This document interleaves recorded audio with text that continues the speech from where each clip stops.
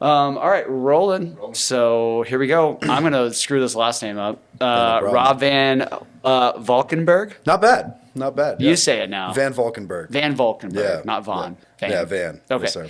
All right, I'll try to remember that. Van, just like it sounds. I don't know why I added a Vaughn, but Yeah. All right, cool. And OTG athlete. That is right. What's OTG stand for? So it stands for Outlaw Training Gym. Okay. When we first started, we were Outlaw Strength Fitness and Rehab. And as we started working with more younger kids and the more of our kind of adult population, not everybody wants to be outlaws, right? Not every mom wants to send her 12-year-old daughter to the outlaw gym. Yeah. So we went with OTG. Sounds like a biker gang. Yeah, right. We're in a warehouse anyways, and we play aggressive music, and most of the people who are in there are pretty big dudes. Yeah. So when we're looking at getting different demographics in, OTG is a little less intimidating. I like that. Yeah. So you still kind of retain the original name, but it's less intimidating to. Absolutely. Do you have like a logo? Is that an outlaw? No, it's just an O with wings. It's a play on. All right, you softened logo. the image quite a bit. Trying to. Cool. Doing our best. Yeah, love it. So give me your elevator pitch then, for those who maybe don't know. Yeah, we believe that we're a self-development program that masquerades as a strength and conditioning program. Okay. Obviously, we want to get kids bigger, stronger, faster. We want to prevent injuries. We want to make them reach their athletic goals. But really, for us, the end game is going to be how they feel about themselves. We think that you get a 13-year-old, when they walk in on their first day in the gym, they all do the same thing. Hands in the pocket, eyes down, one-word answers. It's the scariest thing. Yes. I mean, even as a 39-year-old walking into a gym. Like, I've just recently started working out pretty regularly in the last year, so I feel a lot more confident. But man, up until then, you walk in and you're just like, I guess I'll go to the bench. I guess I'll go do some bench press because that's the only thing that I know I won't screw up. Yeah. So what's really cool to watch is about 3 weeks in, they walk in and they've got a little swagger to them and they feel good about themselves. And our goal is I want to inject that into everybody who comes in the gym. So I don't even like saying I'm a gym owner. Strength and conditioning coach, but really what we try and do is just make people feel the best that they can, feel powerful about who they are through the process of training, setting a goal, seeing it through to completion, and that type of stuff. Cool. And most of your clients are students? It's about 50-50. Okay. We do a lot of adults. We call them our NARPs, non-athletic regular people. Okay. I like that. So we do a lot of that on the one-on-one personal training side of things, and then as well as in our small group setting, we do that. But then most of them are former athletes. Okay. That kind of want to still be able to do it, but they realize that their bodies can't handle CrossFit or can't handle the pounding that they did when they were in their athletic careers. So they need a solution to be able to continue to train and push themselves, and still be an athlete while also still being able to walk and pick up their kids and things like that. You mentioned CrossFit. How is your program different than CrossFit? Because I have a lot of friends who do that. Yeah. I'm pretty familiar with it. CrossFit, first off, is a phenomenal thing. Sure. Not for the methodology of it and their exercise selection, I think is a little bit off, but for the reason that it got more people involved in training hard with a barbell than anything ever has. So CrossFit's a phenomenal thing. But for us, what we try and do is we want the same stimulus, right? We want to push them. We want them, they say breathing fire, right? Okay. We want them kind of reaching that threshold, but we want to do it in a way that's friendly to their body, right? Yeah. I know so many people in CrossFit who have injuries. CrossFit's the best thing that ever happened to physical therapists. That and pickleball, right? Exactly, right? Combine them. But with CrossFit, it's high intensity, constantly varied, right? Yeah. So for me, the high intensity is your Olympic lifts, your back squats, your box jumps, your things that are really going to pound on the body. And we don't do that, right? We're going to get the same thing without pounding on your shoulders, your hips, your knees. Okay. And then the constantly varied, we do it completely opposite. We work on what's called progressive overload. Okay. So the science of strength conditioning believes that you need to see an introduction phase, accumulation phase, and a realization phase. Okay. Meaning you need to have a program that's at least 4 weeks long of the same set exercises to really see an adaptation and learning of the exercise so you've got mastery of it and you can do it well. Okay, and you're pushing your body to a certain point and then you're recovering and then you're pushing your body a little bit further and recovering. Correct, yeah. So you almost see like this linear path up when you look at like your intensity level. Okay. Whereas in CrossFit, it's, you're going to show up and you're going to do something different every day, which is awesome, and that's why they've done done such a good job in terms of building their culture. Yeah, I think I was going to say that. One of the things that I think makes it so successful is the social aspect of Absolutely. it. And I imagine your gym has a lot of that too. We have that, yeah, for sure. It's definitely something that, as a gym owner, you're always trying to evolve, right? You want this to be like the third place. Yeah. And we've done that for sure. We've had our clients take trips together. They have Christmas parties together, which is amazing. But yeah, that's one thing that CrossFit did phenomenally well is it became people's identity, right? Mm-hmm. And it became kind of what they did between work, family life, and the gym. It's what they did. So yeah, it's like just an alternative gym. I definitely feel like it's more social than, gyms like yours are more social than the Globo gyms that you go to, where you go and you just have headphones on and you're just doing your weights and then you go home. It's communal. Yeah. Like with us, like this morning we were snowing, right? So we had a little bit less attendance. Well, we had one guy in the corner FaceTiming a guy who was supposed to be there to yell at him for not showing up. And it's like, okay, that's cool. Accountability. Built-in accountability. It's like it's not all on you either. Yeah. So. Like I know that they are at the gym. They're doing it. I better get my ass out of bed and do it. Yeah. Yeah. That's good. I love it. So tell me about the specific services that you offer to people. Do people sign up for a monthly subscription or like certain times a week? Do you have different programs that you're selling to people? Yeah, we do. To my point earlier about the progressive overload, right?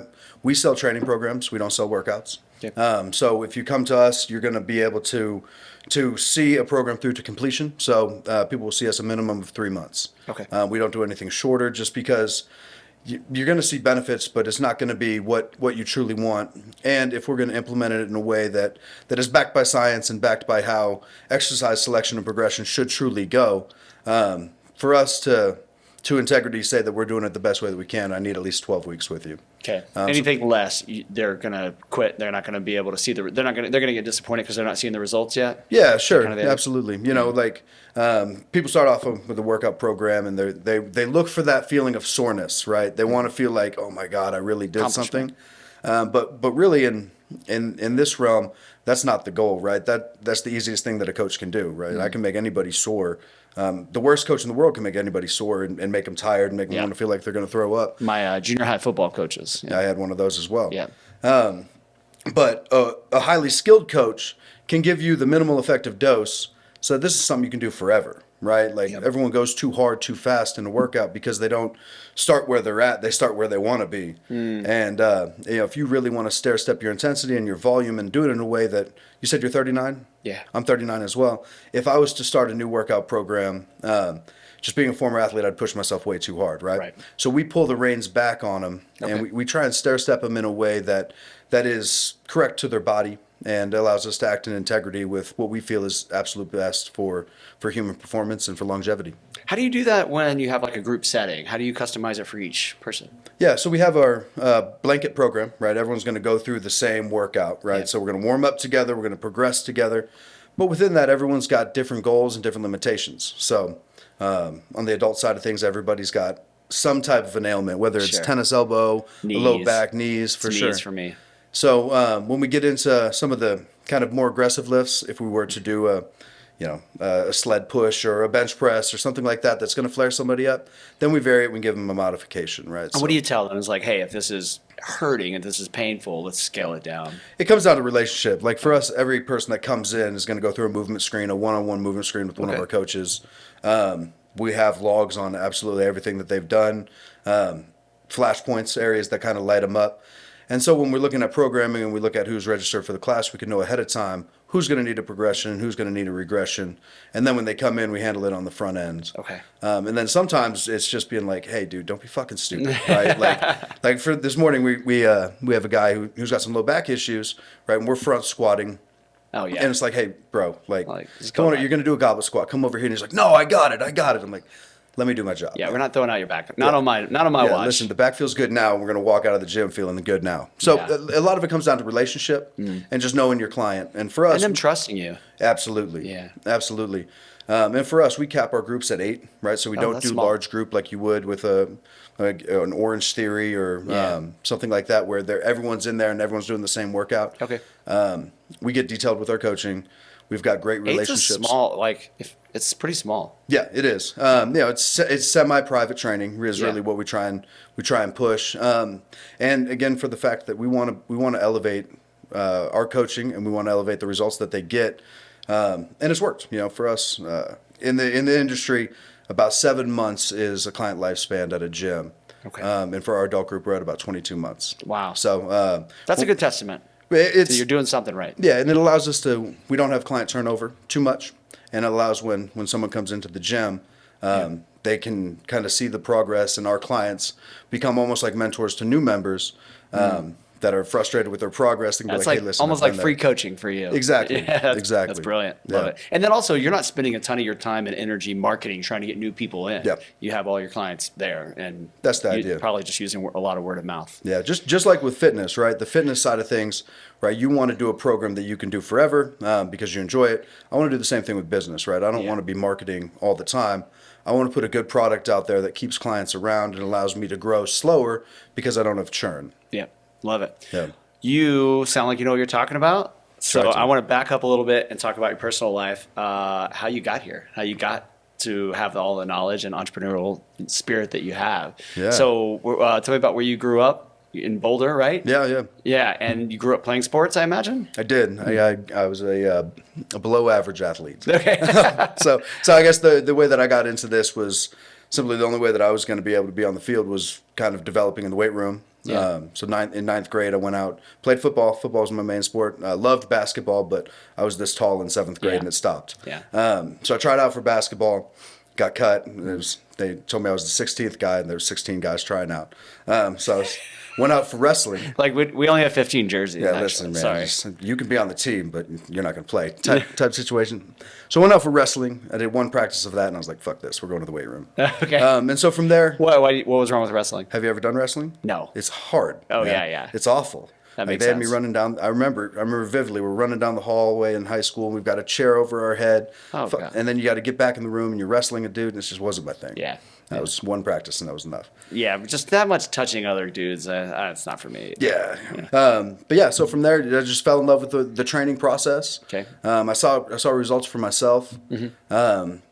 Went off to college. Was going to be a football coach. Did you have someone in high school that like took interest in you and like helped you learn how to lift properly, or did you kind of figure it out on your own? Yeah, I figured it out on my own. Really? We had coaches who were in the weight room, right? But it was kind of your stereotypical. He was like a history teacher. Yeah. And he was getting $1,000 stipend for sitting in the weight room after school. Yeah. So they gave us a program, and kind of let us go, and that led to a lot of injuries for me. And it kind of was a lot of the genesis about what we do with our younger athletes. Okay. In terms of teaching them how to lift Were properly. You just weren't doing the right movements, doing too much weight? Just stuff that you're not ready for, Like I remember in 9th grade, we're in there, and you're lifting with the seniors, so you got all this testosterone. Their bodies are developed, and yours isn't. They're doing heavy lifts, and you're sitting there like, I want to do that, and your form's just fucking atrocious. Yeah. Sorry for all the cuss words. You're fine. It doesn't matter. This is dialed back. Just kind of learn as you go and trial and error and went from there. Yeah. All right. So then you went off to school and okay. I went to Northern Colorado up in Greeley. Yeah. I was a PE teacher. I was going to be a PE teacher was the plan. I was removed from the education department. I had an attendance issue. And the old no-shows. They let me know that teachers had to be in class. Yeah. And so it's kind of important. You can't not show up to class. Bullshit, man. They wanted me there at 8 a.m. You're like, can't do that. Yeah. So anyways, I wound up in this field. Kind of fell backwards into an internship with University of Colorado football. Okay. Spent some time there. Got to then take another internship in Los Angeles at a place called Athletes Performance. Okay. That's now called Exos, and they're number one gym in the world. Wow. Their chain of gyms puts out more professional athletes than anywhere else. And how long were you there? It was a 3-month internship. Okay. Did you learn a lot, I imagine? 100%. Yeah. It was. I probably learned more in those 3 months than I did in 5 years in college. Wow. In terms of actually doing the job that I wanted to do, hyper-specific training in the area that you want to learn. For sure. The education in college is more clinical based, right? If you're going to be a cardiologist, or if you're going to be a exercise physiologist at a hospital, or a physical therapy assistant, or something like that, that gets you ready for that. But dealing with athletes and human movement, the experience of Athletes Performance was absolutely phenomenal. We had athletes from David Beckham. We had Will Smith was there. We did 35. Controversial. Was it? This was 2008, and they trained Britney Spears. This is right after she shaved her head. Oh wow. It was cool. She come through with a shaved head. Well, the trainers went to her house. She wasn't. Okay. They wouldn't let me go either. Like, I gotta see this. Come on. Yeah. So learned there, and then got hired out of that internship at a facility in Chicago, where they just kind of threw me to the fire, doing NFL combine training. Wow. So I came out of there. I was like 6 months out of college, and Did you feel like ready for that? Yeah. Okay. But not that I was ready. Okay. Just that I was arrogant. Sure, a little overconfident. Yeah. And so they kind of threw me to the fire, and walked in on day one, and I had 12 guys training for the NFL Combine, and we had like 12 of the Bears, 4 or 5 of the Bulls, and somehow I wound up there. And my boss, he believed that you just got to hire good people and get out of the way. Yeah. So I got to kind of learn by doing in terms of my program design and how we coach, and I'm sure if I went back and looked, I'd probably rip myself right now, but sure. That's everyone in every field, though. I look at the videos we made 5 years ago, and I'm like, cringe. Like, oh god, I do that so different now. But that's how you know you're evolving, right? Yeah. Like, you should if you ever always look feel back that at a way. video, or something you did 10 years ago, you're like, oh yeah, like nailed it, perfect. I wouldn't change a thing. It's like, what was I thinking? Yeah, no, yeah, you got to change and evolve and get better, right? Mm-hmm. Yeah, 100%. Yeah, so just kind of went from there. Okay. What year are we talking now? This would have been, I got there in 2010. Okay. So I was in Chicago from 10 to 12. Okay. And just kind of getting reps on the floor. We coached 7 days a week. Wow. We'd get to the gym about 5:30. We'd leave at about 8:30. Oh my gosh. I mean, so it it was was your life for 2 years. 100%. Yeah. It was awesome though, because it's exactly what I wanted to be doing. Okay. I mean, we'd start our day. I had 3 guys who were on the Forbes 400 list. So Wow. it's the richest people in the world. Yeah, With good the people to highest know. expectations in the world in terms of what they want from a service standpoint. We called them our RFGs, our rich fat guys. And we'd go from there, and then we'd have a group of pro athletes. We'd have a group of college athletes. Each year we'd send about 50 guys from our high school level to go play Division I. And then we'd finish the night. Some of the Bulls players after the games would come and lift after the games, right? Wow. So it was a lot of work, a lot of ephedra pills, but it was phenomenal and just a great learning experience. Okay. And kind of laid a foundation for how to interact with different walks of life as well. Yeah, I bet. Yeah. There's a lot of different experiences. Is that time period in Chicago, is that when you realized you kind of wanted to start your own thing and be an entrepreneur? Yeah, and I never really wanted to start my own thing. Okay. I call myself a reluctant business owner. Okay. In this field, if you want to make enough money to retire and provide for a family, you can't work for anybody else. Unless you're going to be a Division I head strength and conditioning coach, and you want to be okay with moving around every 3 That's or a 4 hard years. life. Yeah, that's a tough life too. Yeah, I did that for a couple of years, and it was just one of those things that's just not sustainable in terms of what you're going to make and the lifestyle that you're going to provide for your family. Yeah. And all right, so then how did OTG start then? Yeah. So I was coaching at the college level, and it was at Purdue University. Okay. What year are we talking? This would have been 14. The head football coach got fired, so everyone else got fired. Okay. And is that how that always works? Typically. Okay. Typically, 99% of the time, the new person coming in is going to want a complete culture change, right? Okay. And if he's leaving a school, if he leaves his people behind, they're going to get fired, right? Okay. By the people who come in. So it's just the nature of the beast, right? When you see that head coach get fired, it's going to be everyone else down the train. Find a real estate agent, list your house. Yeah. Exactly. And at the time, my wife was still living back here in Denver. I was living in West Lafayette. We had opportunities at a couple other schools. Wow. And it was just kind of time to put down roots. We're going to start a family. So I came back here and I opened a gym. At the time I wanted to. It went well. We got bought within about 15 months. Okay. And we rolled into another facility that opened up actually here in Highlands Ranch, down off a county line in Lucent. Okay. And we opened that up, and we were there for about 2 years. Is that the goal of a lot of gym owners, is to get bought? That's my goal. Okay. Okay. But I don't know. I would imagine it's got to be a good end game for most people. Okay. Opened up that gym, and about 2 years later, it got bought again. Okay. It had an ownership share, and the franchise owner got bought out by the majority owners. Okay. And during that process, they cleared house as they usually do. Okay. And so I was sitting there. I was having Seeing a pattern in this field. that's the way it goes, right? That's why That's why I work for myself for the most part. And I was about 2 months away from having my first kid. Oh, that's so scary. moving wasn't an option. Taking another coaching job that was going to take me away from the house for longer wasn't an option. So I had a group of clients that wanted to follow me, and so we started renting space within an existing gym as a subleaser. Did that for about 2 years and outgrew that, and then kind of got to the point where it's like, oh, we have to do something. Yeah. So I opened up a gym. Perfect. Yeah. That's great, man. That's a good story. Love that. I love the reluctancy in it all. It's like I just kind of got forced into this. I had to. Do you have any business experience? Like, No, not really. okay. I mean, You'll figure it out pretty quick. yeah, I feel like I'm pretty entrepreneurial with the way that I think. I've got a lot of, if you look at like a strength finders assessment, when I've done that, I've always been entrepreneurial, always had a fast start. Yeah. So it's always been something that's kind of come well to me, but definitely not something that I've noticed something else that comes well is your social media. You put a pretty good emphasis on that. What's the drive behind that? What's the idea? Well, you can either market with time or dollars. Yeah.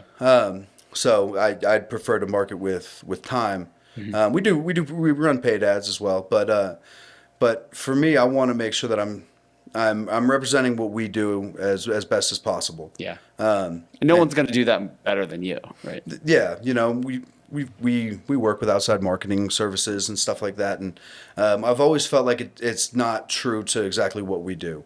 And then when someone comes into our building, there's not a congruency between the ads that we put out and then what we do in person. It's like walk in and immediately recognize you. Yeah. No, you're the guy from the ad. Yeah, exactly. I like that. And social media, Authenticity, man. People crave authenticity these days, and the more you can just be authentic, I think that's really attractive for people. Absolutely. A lot of the coaches, at least on social media, that have some of the best following, they don't have any editing. It's just them in front of a camera talking, mumbling, tripping over their words. But it's like, okay, I can relate to that. Exactly. Yeah, so for sure. Yeah. Who do you draw inspiration from in your field? Oh man, there's a lot of coaches. Yeah. Man, it's a long list. Okay. There's guys like there's a guy named Joe DeFranco who's a kind of an old school strength coach from New Jersey. That when I was young, I'd watch his YouTube videos and be like, "That's fucking awesome." Okay. Kind of garage gym, hard nosed environment. Yeah. So that type of stuff, and then all the way down to, we get a lot of our inspiration for programming from, even like ballet, and seeing different types of movements. Oh, that's cool. And then thinking, okay, you know what, that actually can apply. The way that they're training this hip mobility is something that I can use with a young athlete who's got tight hips. Yeah. Right. So even things like jiu-jitsu and ballet and yoga and stuff like that, you can take little pieces of and kind of sprinkle into kind of your methodology. Yeah.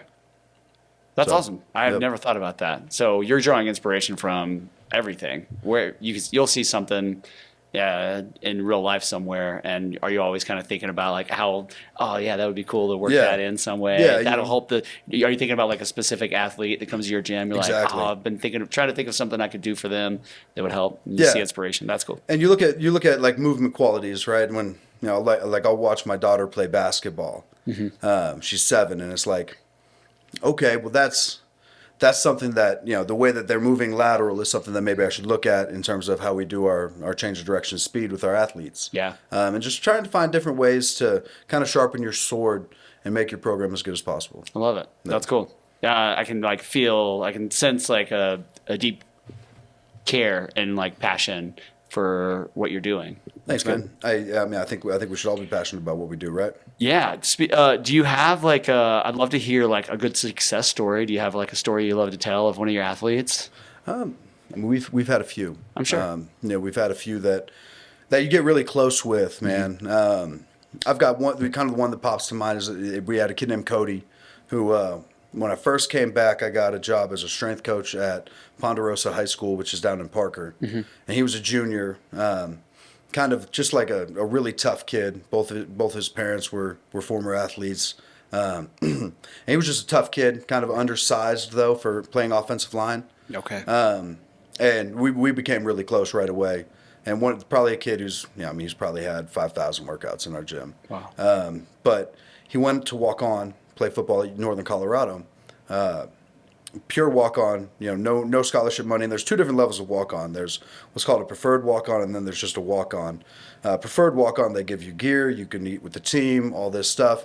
And a regular walk-on is like, you can stand on the sidelines, and if somebody gets hurt, you can come in here. He was a regular walk-on. Okay. And just kind of earned the toughest route. Yes, yeah. Absolutely. And just kind of earned his way up the depth chart as a freshman. Was the first freshman to ever be named Teammate of the Year. Wow. I forget what the award name was, but it was for Teammate of the Year. He got that as a freshman. By his junior year, he was the starting center. Wow. He got 2 undergrad degrees and a master's degree in 4.5 years. Holy cow. And then he came and coached for us for 2 years. Okay. And now he is a Marine Sniper Battalion leader. Jeez. But the success for me was after his junior year, every single year after, at the end of the year, you have your exit meeting with your coach. Mm-hmm. At the end of the season, what went well, what's our vision for you? And every single year, we'd talk and he'd be like, "No, they didn't put me on scholarship. They didn't put me on scholarship. The coach told me that I'm not going to be the guy next year." And his mindset was always just like, "Okay, let's keep working. Let's keep working." And then after his junior year, he called me and he's sobbing. And he got put on full scholarship. Wow. And it was kind of one of those things that's like, to my point earlier about, it's not really about the X's and O's of the strength and conditioning program or how big or fast you are. But that's a kid who learned how to work, learned how to persevere, and learned how to push himself. And at the end of the day, it became something that was a real success for him. Yeah. He was on full academic scholarship already, but it was the acknowledgement of his work. Yeah. And being put on full athletic scholarship. And then, just seeing who he's become as a person, from like the 16-year-old kid that we started with to now he leads a battalion of 50 Marine snipers. It's like, that's pretty badass to watch him. Very badass. Become a man. Yeah. And accomplish all his goals. Yeah. I know that your gym and your program played a part in that. Yeah. Because I'm sure he learned a lot of those fundamentals about, toughness and overcoming adversity when he was learning to work out with you. Yeah. And the cool thing of it is, he was in our program. We've had a lot of people in our program that have been there for 4 or 5 years. Mm-hmm. And when the younger kids come in and they see kind of that standard, it's almost like that, that's just the culture, right? That's how it is here. And that's really the coolest thing that we've got. Love it. Yeah. That's a great story, man. So you obviously have like a passion for helping teenage athletes, young athletes. Mm-hmm. I read through your newsletter, your most recent one that was nice. Be the coach that you needed when you were 16. Yeah. What are you actively doing? How do you, because I think about this as a parent, and I have a son, he's 2, and I think about this a lot of like, I need to work on myself mm-hmm. so that I can be the best father and give him the best tools to succeed in life. Yeah.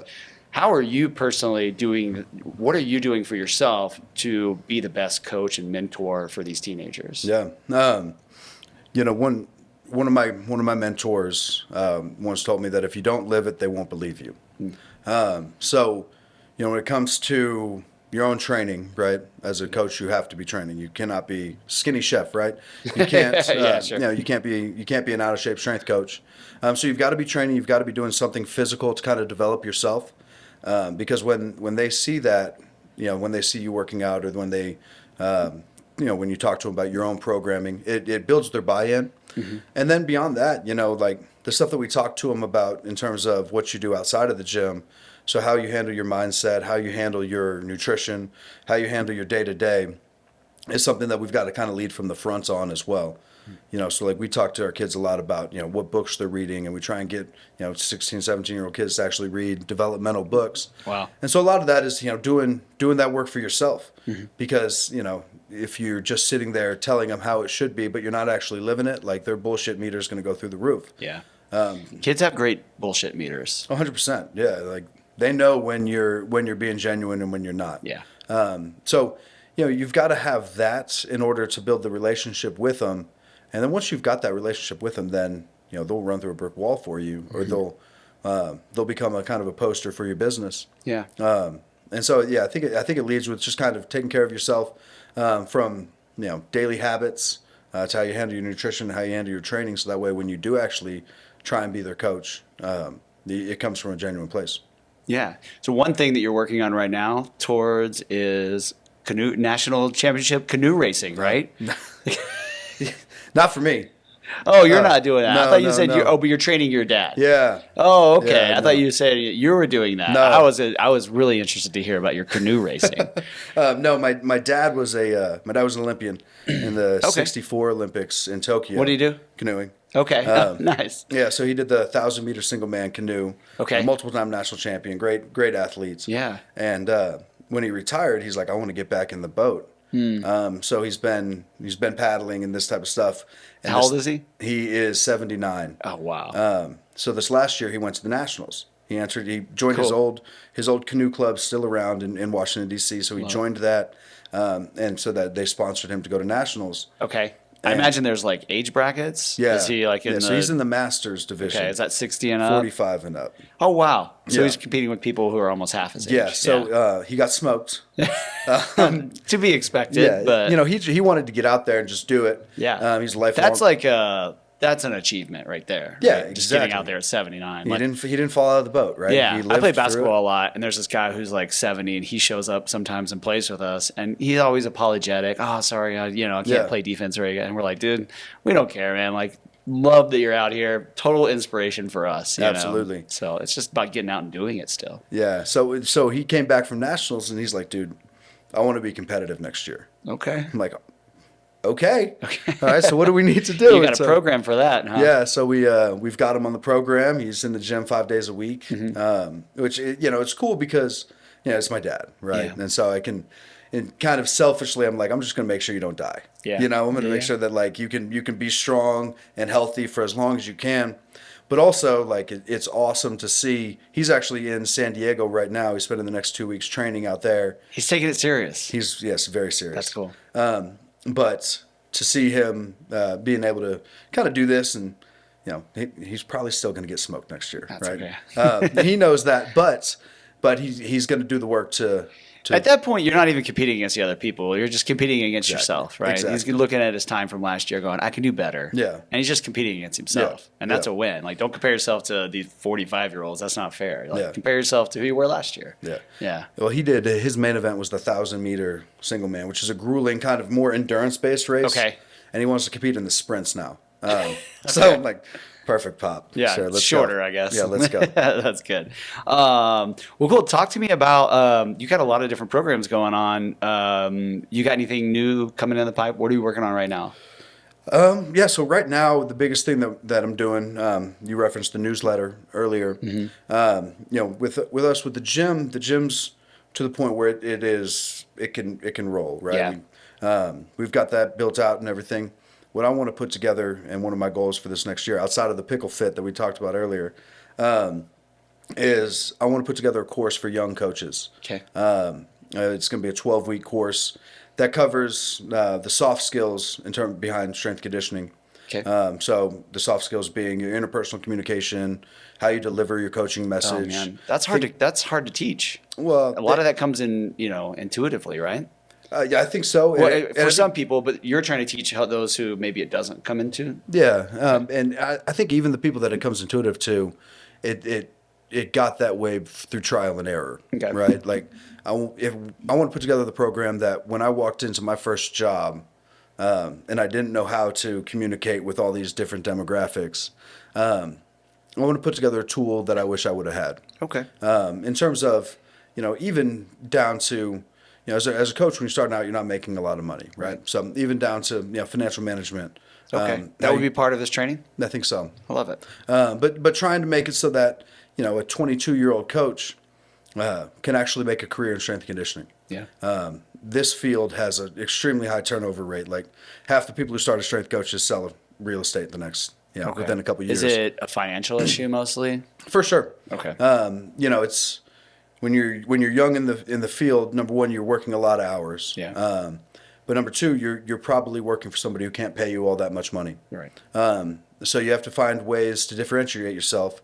You got to find ways to market yourself and to elevate your service, so that instead of making a 30% commission split, which is what most trainers make. So if the gym charges $100, you're making 30. So finding ways to kind of turn that equation around. Yeah. Because you can make a career in this field. It's just a matter of being strategic about how you do it, getting the right number of reps as a coach, but then also figuring out how to relate to people.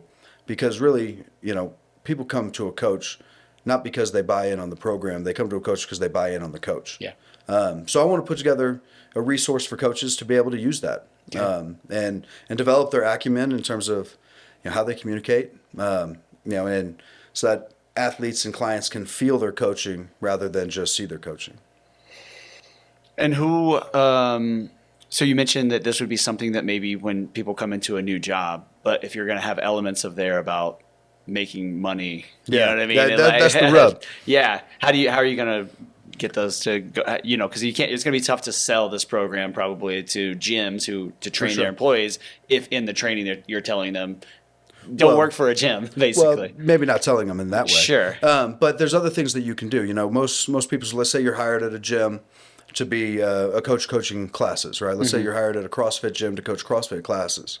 Well, how do you market yourself within those CrossFit classes to potentially build a book of business with one-on-one training? Maybe you've got people within that group who are struggling with their mobility, right? Okay. So how can you pull them out, design a program to work with them on a one-on-one setting? Do like a nutrition add-on or something like that. Yeah. Okay. It's just finding ways to kind of improve the benefit that you can have to the client. Yeah. And then position yourself as an expert. That also helps the gym too. I mean, that helps everyone. Yeah. So. For sure. I mean, for me, with our coaches, like our coaches coach between 15 and 20 group classes a week, right? But if they can do 10 to 15 one-on-one personal training sessions, right, their pay may go from $3,500 to $5,500 a month. Yeah. Right. And then it becomes now you're talking. Now it's a viable career. Yeah. Right. Now you can provide for a family. But you're not going to be able to do that just coaching classes. Okay. And that's why most people who coach classes get burnt out very fast, because there's no monetary return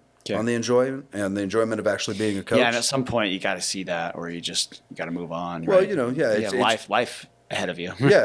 Like most of our coaches come to us like right after college, right? They're 22, 23. Life's pretty easy, right?